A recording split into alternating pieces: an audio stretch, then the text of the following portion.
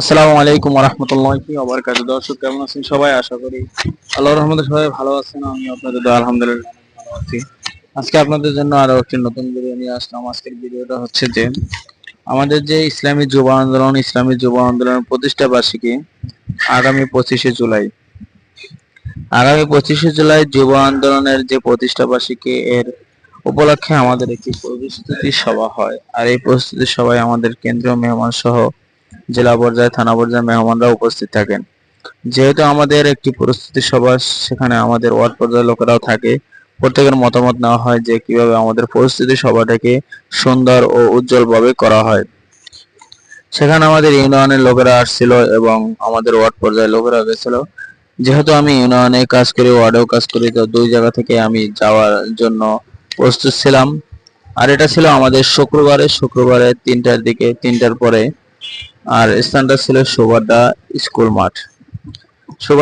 মাঠ হওয়ার কারণে আমার বাসা থেকে একটু দূরে, যেহেতু তাও আমি রিক্সা নিয়ে সেখানে চলে যাই। তার আগে অনেক কেন্দ্র মেহমানরা সেখানে উপস্থিত হয় এবং সেখানে আসে। যেরকম আমাদের এখানে উপস্থিত ছিল থানা পর্যায়ে এবং জেলা পর্যায়ে এবং কেন্দ্রীয় মেহমানরা।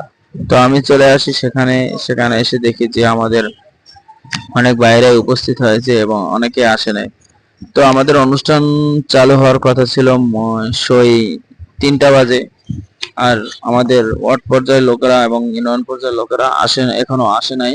আর এখানে আমাদের ইউনিয়ন পর্যায়ে যারা সভাপতিত্ব করেন ইসলামী যুব আন্দোলনের, তাদের মতামত নেওয়া হয় এবং তারা কিভাবে কি এটা করে এবং আমাদের স্থান ঠিক করা হয় যে কোনখানে আমাদের ইসলামী যুব আন্দোলনের যে প্রতিষ্ঠা বার্ষিকী সেটা হবে। তো আমাদের জেলা পর্যায়ের একজন ভাই আমাদের এখানে একটি ইসলামিক সঙ্গীত পরিবেশন করেন।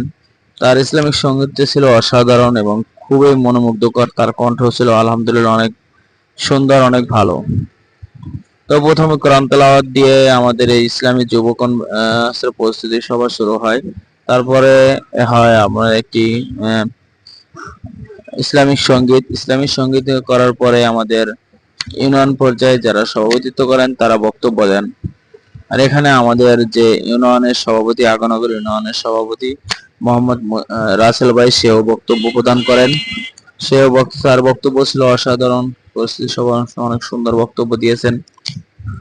তো আলহামদুলিল্লাহ আগামী 25শে জুলাই আমাদের এই যুব কনভেনশন, আর এই যুব কনভেনশনের একটি নতুন দিক নির্দেশনা আসবে।